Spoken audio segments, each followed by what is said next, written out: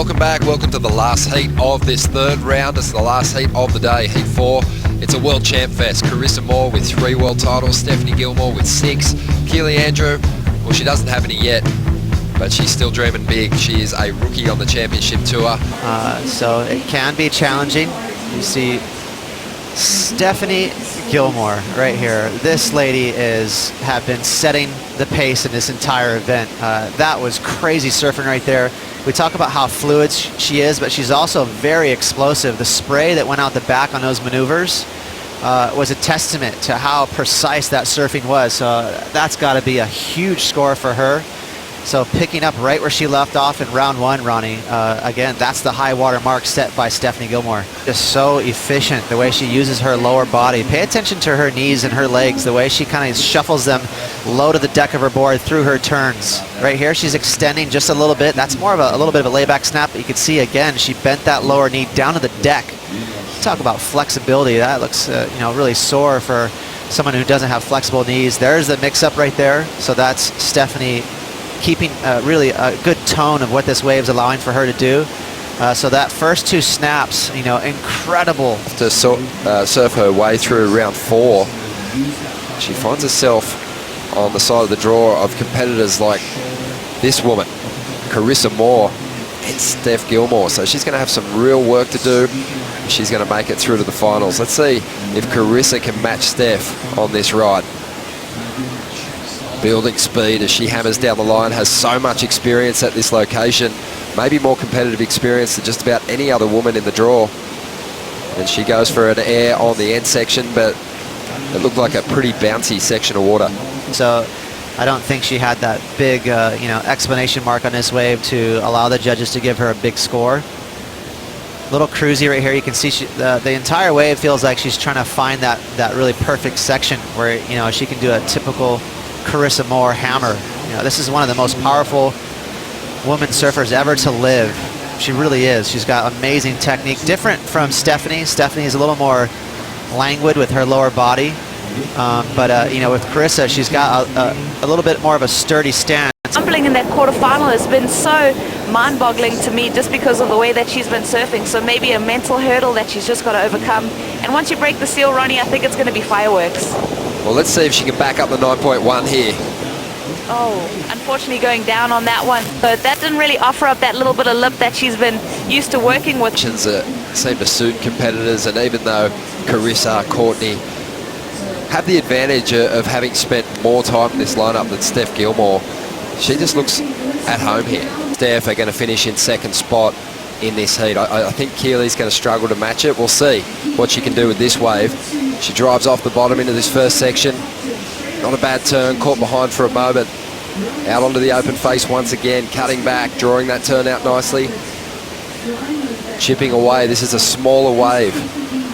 And Keely kicks out on the inside. But as I was saying, I just feel, and that's just a dream scenario for Tyler in the top half, already in the quarters. Yeah, that really is, because so they'll take each other out, and that's one less head for Tyler to be worried about chasing her for points. So that's just kind of how the cookie's been crumbling for her in a good way. That's a nice bit of fortune for Tyler. Test.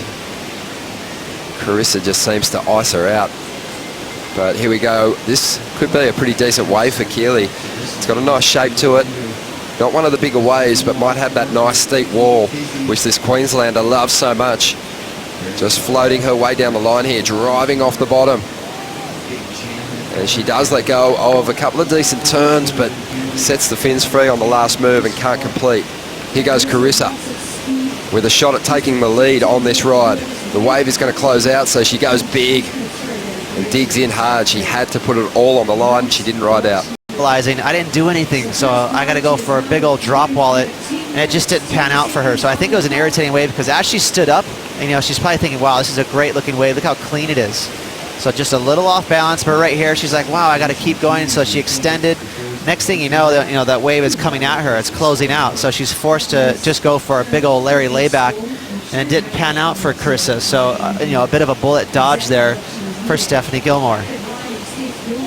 Well, here we go. This is Steph. Now she wants to get rid of that 2.1, but again, just hung up. Definitely, not time to press the panic button, but You know, this is a couple of times now. In her last 2 attempts, she's fallen. So I think for Stephanie, she might just be shocked a little bit. Keely Andrew right here, nice flow. I like that floater after that snap. So a pretty solid mix of maneuvers. And I think had she landed that last maneuver, she would have really wowed the judges. On the other hand, she clicked into gear and really went hardcore after the world title last year. She's backed up pretty nicely. She's in the mix once again. Just under 7 minutes to go as Carissa picks off a clean insider. Just a silky smooth cut back to get things started here, and then a good hit, changing up her approach to the lip. Always has a solid mix on every wave she rides. And that one just didn't have a good oncoming section as she brought it through to the inside, but I still loved just how clean her rail was through those first couple of turns. She's so much fun to watch. She's got so much power. Very fluid through those cutbacks. You know, these are strong maneuvers right here. The only culprit I think that's going to keep this score, you know, breaking into the excellent range is there were cutbacks right there. Nice snap. So that was the crispest maneuver right in the pocket. But she did 1 or 2 weaves out into the shoulder where I think had she sit back in the pocket more, maybe she could have hit the lip. But she got herself a little too far out to the face, and that's where she went back to a cutback. And the judges will know that they don't like cutbacks that much, Ronnie. Well, here we go. Surfers trying to get themselves into position at the moment. Keely Andrew, she's on the inside with second priority. She's going to take the first wave of the set, which typically hasn't been fantastic throughout the contest. But she's committed, and she just gets a little tangled up there on that first turn. Now out the back, Steph Gilmore with 2 minutes and 20 seconds to go is taking a chance on this one. She drives up into that first section, a huge first turn, but she doesn't ride out of it. Judge and get a pick at a set before Steph. Okay, let's slow this right down. You're going to see right here, this is a section that Stephanie would normally light up, but watch that rail. It's going to catch right there. Even the nose of her board digs just a little bit. So you can see as soon as she started sliding her tail, half of this maneuver was normal. The second half, she was just trying to make it. So the second she let go of that aggression, she's bringing everyone really far in because she only needs a 3.9. Carissa's kind of hovering right next to her. 40 seconds to go. Carissa uses her priority. There's some action out the back as well. Carissa knows she's not going to better a 6 on that wave, so she kicks out. Time is ticking by. The on-site announcer is counting this one down. Steph, she can't even get into it. This heat has come to a close, and Steph Gilmore, even with a 9.1, couldn't get the win. So she is going to come up against Courtney Conalog in that last heat of round 4. That was a very interesting way to finish the day. We'd seen some pretty interesting results throughout the morning in the men's event, Ross, and they continued to come in the Swatch Women's Pro. That was huge.